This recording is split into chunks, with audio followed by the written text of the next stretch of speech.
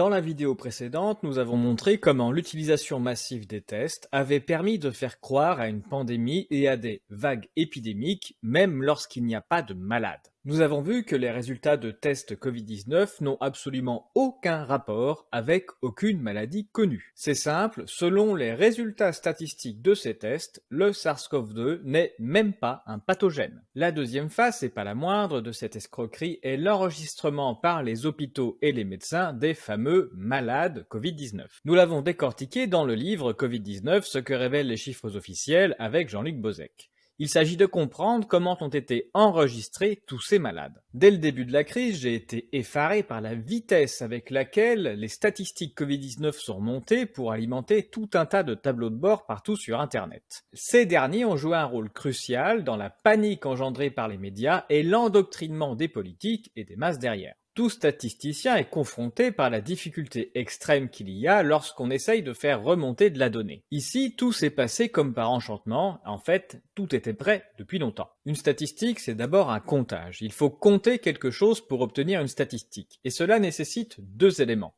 Tout d'abord, une définition, et cette dernière doit être sans ambiguïté. La deuxième chose, c'est le protocole de collecte de la donnée. On doit dire quand, comment et où on va commencer à compter, on va commencer à collecter de la donnée. Et c'est la personne qui décide de ces deux éléments qui décide déjà de la statistique finale. Une statistique n'a aucun pouvoir signifiant, elle n'apporte rien si on ne sait pas exactement la définition de ce qui a été compté et si on ne connaît pas les moyens mis en œuvre pour le compter. L'escroquerie Covid-19 tient dans ces deux éléments. L'hôpital français subit de manière continue deux grands axes de réforme depuis plus de 20 ans. D'une part, une diminution des moyens d'accueil des patients qui se matérialise par la perte de 100 000 lits d'hôpitaux. D'autre part, le pilotage par l'informatique. Différentes lois se sont succédées depuis 40 ans pour construire une prise de pouvoir du législateur sur le soin hospitalier. Dès 1991, les hôpitaux furent obligés de renseigner informatiquement toutes leurs interventions. Dans chaque hôpital, le technicien d'information médicale, TIM, enregistre le diagnostic principal, DP, et les diagnostics secondaires, DS, de chaque patient. Ces DP et DS doivent correspondre à une nomenclature internationale, la Codification internationale des maladies, la CIM, pilotée par l'OMS. C'est donc l'OMS qui décide les cases dans lesquelles peuvent être enregistrées les pathologies des patients. Ce pouvoir est central puisqu'il va piloter entièrement la perception que nous avons des maladies. De plus, de manière insidieuse, s'opère un profond changement de paradigme. Avec cette façon industrielle de concevoir le soin, le malade n'existe plus. Seule la maladie existe. L'hôpital ne considère plus qu'un patient vient le voir, mais qu'une maladie vient le voir. Et donc tous les patients générant le même diagnostic seront traités absolument de la même manière. On abandonne complètement le principe de singularité du malade. Dans la réalité, chaque être humain est différent et le travail du médecin, c'est d'aider le patient à retrouver la santé. Ici, le travail du médecin, c'est d'identifier la maladie pour la tuer. Cela justifie le médicament prétendument spécifique à une maladie et identique pour tous les patients. Cette informatisation tue le rôle du médecin en le réduisant à un technicien médical qui va juste identifier la maladie pour faire rentrer le patient dans le bon protocole. Le protocole décidera du traitement et du médicament, le même pour tous les patients de la même case. Le technicien d'information médicale enregistre les diagnostics principaux et les diagnostics secondaires en fonction de la lettre de sortie du médecin. Cette dernière est en prose et ne correspond pas nécessairement à la codification internationale des maladies. Le technicien d'information médicale doit donc interpréter cette lettre pour la faire rentrer dans des cases. Tout ce qui est enregistré n'est pas la réalité médicale, mais une interprétation. Et ces enregistrements, les diagnostics principaux et diagnostics secondaires, arrivent sur le fichier du programme de médicalisation des systèmes d'information, le PMSI. Ils sont utilisés pour déterminer par un algorithme le groupe homogène de malades, le GHM auquel appartient le patient. Un indice de caractère parfaitement stupide de cet enregistrement qui nie la singularité du malade, c'est que le nombre de GHM est passé de 700 à 2300 en 20 ans. Les GHM n'ayant aucun rapport avec la réalité du patient, la stratégie a été de démultiplier les codes à outrance, de façon à contenter les praticiens bien conscients du problème. La liste à la Prévert d'aujourd'hui n'a toujours rien à voir avec la réalité, mais rend inexploitables les données puisque le moindre changement d'interprétation va faire basculer le patient dans une case ou l'autre. Le principe d'enregistrement de chaque intervention à l'hôpital, DP, DS, GHM, est le premier pas nécessaire pour la prise de contrôle totale de l'hôpital. On a évidemment fait croire aux hôpitaux dans les années 90 que ce travail d'informatisation avait pour but de mieux comprendre les besoins des hôpitaux pour mieux y répondre, et comme toujours, l'enfer est pavé de bonnes intentions. Le contrôle total des hôpitaux a abouti en indexant les finances des hôpitaux sur ces enregistrements. À partir de 2003, chaque GHM est associé à son pendant financier, le groupe homogène de séjour, le GHS, défini par l'assurance maladie. Ainsi, chaque pathologie traitée par l'hôpital est plus ou moins rentable. Avant 2003, les hôpitaux reçoivent un budget global. Il s'agit alors d'une politique de financement par les moyens. À partir de 2003, 50% des revenus des hôpitaux viennent de leur activité. On passe alors à une logique de résultat. Depuis 2007, et l'entrée en vigueur de la tarification à l'acte, la T2A, la totalité du financement des hôpitaux vient des remboursements des actes par la sécurité sociale. Désormais, il suffit de rendre un acte hospitalier rentable en lui mettant un GHS qui rapporte pour que tous les hôpitaux se mettent à enregistrer les patients dans le GHM qui va en face. Le poids des lobbies pharmaceutiques devient alors déterminant. Il suffit qu'ils insistent auprès de l'OMS pour créer les bons codes de la CIM10 ou auprès des décideurs publics pour qu'ils décident de plus rembourser tel ou tel acte. Ces manipulations sont responsables du coût exorbitant des actes hospitaliers, de l'enrichissement démesuré de Big Pharma et de notre perception erronée de la maladie.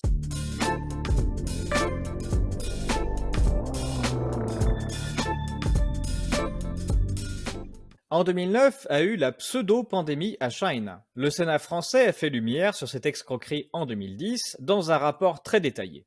Ce rapport dénonce le rôle des pseudo-modèles mathématiques servant à faire croire qu'une catastrophe inévitable arrive, le rôle de l'industrie pharmaceutique qui use de son budget quasi illimité pour faire du lobbying partout auprès des scientifiques en passant par les agences de régulation, les politiques et jusqu'aux médecins, le rôle des prétendus experts venant sur les plateaux de télévision délivrer des poncifs, le rôle de l'OMS, décrite comme corrompue et au service des laboratoires pharmaceutiques, la fausse efficacité des vaccins qui se sont avérés ruineux, inutiles et dangereux. Cette escroquerie H1N1 n'a pas complètement fonctionné à l'époque. La panique n'a pas atteint un degré suffisant pour priver les Français de liberté et la vaccination n'a convaincu que 5 millions de personnes. Toutefois, parmi elles, de très nombreuses victimes luttent pour faire reconnaître leurs effets indésirables, notamment les narcolepsies. Heureusement que la vaccination a été un fiasco, sinon elle serait devenue un énorme scandale sanitaire. Le rapport du Sénat nous apprend que la panique a été évitée pour une raison simple. On a voulu faire croire aux Français qu'une grippe mortelle allait ravager l'humanité. Lorsque les Français ont eu des symptômes grippaux, comme chaque hiver, ils ont tout simplement consulté leur médecin traitant. Les médecins traitants ont pu voir que les malades étaient les mêmes que d'habitude, ils les ont traités comme d'habitude et la panique n'a pas pris. Cette leçon a été très bien comprise par l'industrie pharmaceutique qui a renforcé son influence pour modifier les interventions dans le futur, dans le bon sens pour elle et dans le mauvais pour les citoyens. Le dispositif ORSAN, Organisation de la réponse du système de santé en situation sanitaire exceptionnelle, a été lancé en 2014. Ce dernier prévoit de nombreuses situations d'urgence, tout prétexte à des dispositifs exceptionnels pour gérer les futures crises. La première critique du rapport du Sénat de 2010 était de dénoncer la croyance profonde des scientifiques dans l'avènement de catastrophes. Il ne s'agit pas pour eux de se demander si une catastrophe est possible, mais uniquement de savoir quand elle arrivera. Le catastrophisme ORSAN concerne l'accueil massif de victimes non contaminées, ORSAN-AMAVI, la prise en charge de nombreux patients suite à un phénomène climatique, ORSAN-CLIM, la gestion d'une épidémie ou pandémie sur le territoire national pouvant comprendre l'organisation d'une campagne de vaccination exceptionnelle par le système de santé, ORSAN-EPIVAC, la prise en charge d'un risque biologique connu ou émergent, ORSAN-BIO, et la prise en charge d'un risque nucléaire, radiologique ou chimique, ORSAN-NRC. Avec ORSAN, tout signe de panique trouvera une réponse immédiate des pouvoirs publics. Un protocole derrière lequel tout le monde pourra se cacher. En détail, concernant les épidémies, on peut lire dans ORSAN EPIVAC de 2014 « Dans ce cadre, la prise en charge médicale est majoritairement dédiée à la médecine libérale. Seuls les patients présentant des formes compliquées, graves ou nécessitant des mesures d'isolement doivent être hospitalisés.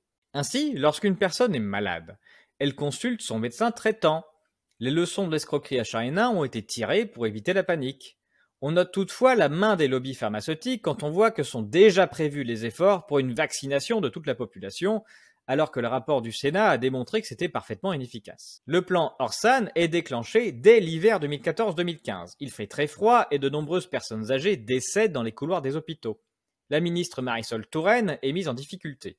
On accuse commodément la grippe A d'être responsable de cet engorgement hospitalier plutôt que la diminution des moyens, alors que le nombre de personnes âgées ne cesse de croître. Le plan Orsan sera de nouveau déclenché pendant les attaques terroristes du 13 novembre 2015 et l'attaque de Nice du 14 juillet 2016. À la suite des attentats de Paris sera créé le Système d'information des victimes, SIVIC, base de données qui servira de nouveau pendant la crise Covid-19. C'est pendant les crises dites sanitaires ou terroristes que sont prises les lois de surveillance, d'enregistrement des citoyens et de perte de liberté en tout genre. La prétendue gestion des catastrophes est le berceau du totalitarisme. La peur permet de faire accepter n'importe quoi. En 2019, le plan Orsan évolue, Orsan Epivac et Orsan Bio sont supprimés pour être remplacés par Orsan Reb. Des différences fondamentales apparaissent. Dans ce cadre, pour chaque volet Orsan, une hiérarchisation fonctionnelle à des niveaux est définie pour les établissements de santé, pour les situations de crise. Établissement de première ligne. Établissement de santé disposant d'une structure d'accueil, des urgences et d'un plateau technique chirurgical assurant une prise en charge H24. Cette catégorie intègre des établissements dits experts qui disposent d'un plateau technique hautement spécialisé pour les patients nécessitant une prise en charge spécialisée, neurochirurgie, chirurgie, cardio-thoracique, traumatologie pédiatrique, brûlés graves, etc. Doivent également être considérés comme établissements de première ligne les établissements situés à côté d'un site présentant des risques spécifiques, par exemple un site industriel. Établissement de deuxième ligne, établissement de santé disposant d'un plateau technique médico-chirurgical mais sans structure d'accueil des urgences. Ces établissements mobilisables en seconde intention contribuent à l'augmentation de la capacité des établissements de première ligne. Donc, à partir de 2019, le patient n'est plus orienté vers son médecin traitant, mais vers l'un des seuls hôpitaux de première ligne. On applique alors le contraire des préconisations du rapport du Sénat de 2010. C'est ce plan Orsan qui sera appliqué à partir de février 2020. À partir de cette date, seuls 38 hôpitaux définis par la mission Coreb seront habilités à recevoir les malades du Covid, et pas les médecins libéraux. Or, un malade du Covid se reconnaît par les symptômes suivants. Fièvre, toux, difficultés respiratoires, frissons, douleurs musculaires, perte de goût ou d'odorat, mal de gorge, nausées, vomissements. Donc, n'importe quel symptôme est du Covid-19. Donc, à partir de février 2020, tous les malades habituels sont censés se présenter non plus chez leur médecin traitant, mais dans l'un des 38 hôpitaux habilités sur les 1500 qui existent en France. Voilà d'où sont nées les images des hôpitaux saturés. C'est l'organisation, ou plutôt la désorganisation planifiée par Orsan Reb, qui a saturé les seuls 38 hôpitaux habilités. Et ce sont les médias qui ont fait croire à une saturation totale des hôpitaux, alors qu'ils sont restés en écrasante majorité à moitié vides, comme l'ont révélé les rapports de la TIH.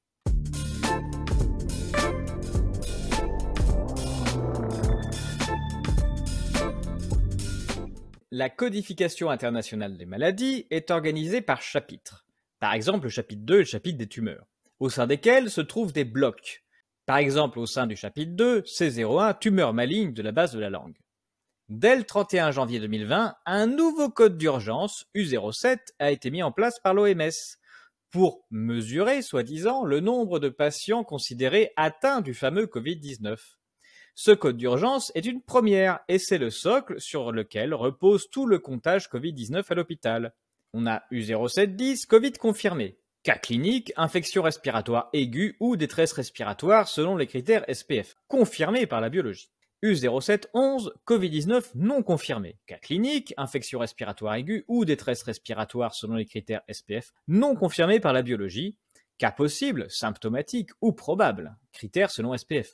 U0712, porteur de SARS-CoV-2 asymptomatique ou paucisymptomatique, patient sans infection respiratoire aiguë.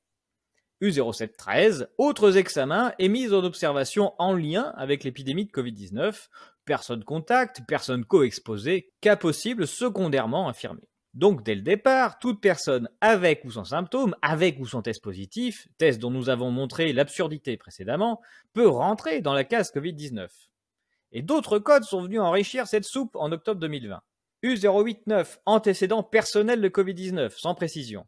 U099, affection post-Covid-19, sans précision. U19, syndrome inflammatoire multisystémique associé au Covid-19, sans précision. Pour rentrer le patient dans une case Covid-19, il suffit dorénavant de lui prétendre un Covid-19 antérieur. C'est sa prétendue ancienne infection qui est responsable de son état d'aujourd'hui. Voici donc venue l'histoire des fameux Covid longs. Ces nouveaux enregistrements de malades du Covid-19 vont avoir un impact immédiat sur tous les codes qui enregistrent jusqu'ici des pathologies similaires. Il faut donc suivre l'évolution de 3 chapitres. Le chapitre 1, certaines maladies infectieuses et parasitaires.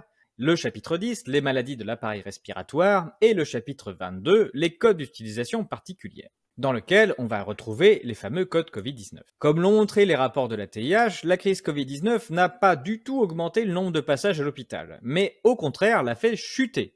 Ce à cause des nombreuses déprogrammations liées au plan blanc maximal. L'année 2020 est catastrophique en termes de non-soins. Le plan blanc maximal a organisé le plus gigantesque abandon de malades jamais vu. Rappelons que ces derniers n'ont pas consulté de généralistes non plus. Sur les 28 millions de passages à l'hôpital en 2020, la TIH nous apprend que 11 millions ont débouché sur une hospitalisation complète du patient, et parmi ces derniers, seulement 185 000, soit moins de 2%, ont été catalogués Covid-19. L'histoire de l'hôpital saturé pour 2% des malades n'a pas le moindre sens. Il faut cependant passer à l'étude détaillée des codes pour comprendre toute l'escroquerie. C'est à partir de 2020 qu'apparaît l'utilisation à outrance des codes d'urgence pour enregistrer des malades en tant que Covid-19.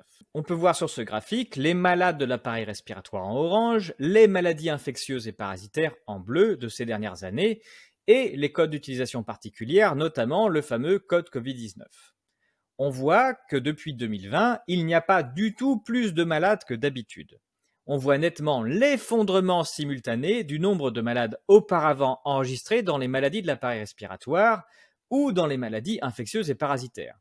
Ce qu'on appelle Covid-19, ce sont donc les mêmes malades que d'habitude, avec les mêmes symptômes, mais qui dorénavant sont catalogués en tant que Covid-19. Si on va dans le détail pour savoir qui sont les principaux fournisseurs des prétendus patients Covid-19, on peut voir que ce sont désormais les has-been pneumonie pleurésie, bronchitéase, bronchopneumopathie chronique surinfectée et les grippes. C'est la difficulté de diagnostiquer les maladies respiratoires et les dites maladies infectieuses qui permet de fournir généreusement au Covid-19. Plus particulièrement, les maladies respiratoires chroniques, qui concernent en France 3,6 millions de personnes, sont un réservoir à code Covid-19. Chaque patient qui se présente à l'hôpital est un client Covid-19 de plus. Il suffit d'une interprétation bien choisie ou d'un test positif dont on a démontré l'absence de rapport avec aucune maladie pour se voir attribuer la case tant attendue. Enfin, nous l'avons dit, chaque GHM est converti en euros par le biais d'un GHS. Et la TIH fournit les montants des remboursements selon le GHM du malade. Cataloguer un patient Covid-19, qui permet d'entrer dans le GHM infection-inflammation respiratoire, âge supérieur à 17 ans, niveau 1, donne un remboursement de 2 384 € le séjour, alors qu'un catalogue en pneumonie et pleurésie banale, âge supérieur à 17 ans, niveau 1, ne rapporte que 1 998 €. Bronchitéasme, âge supérieur à 17 ans, niveau 1, seulement 1 593 €. Et le pire, grippe niveau 1, un ridicule 1082 €. Il y a donc entre 500 € et 1500 € de différence pour l'hôpital en choisissant le code Covid-19. Dans un contexte de pression budgétaire permanente, il est facile de comprendre l'interprétation qui a été préférée par les médecins et les teams. Et ça continue. Il n'y a donc pas la moindre trace dans les hôpitaux d'aucune nouvelle maladie respiratoire depuis 2020. Ce sont les mêmes pathologies qu'avant, qui s'appellent dorénavant Covid-19, grâce à des tests bidons et à des remboursements beaucoup plus avantageux.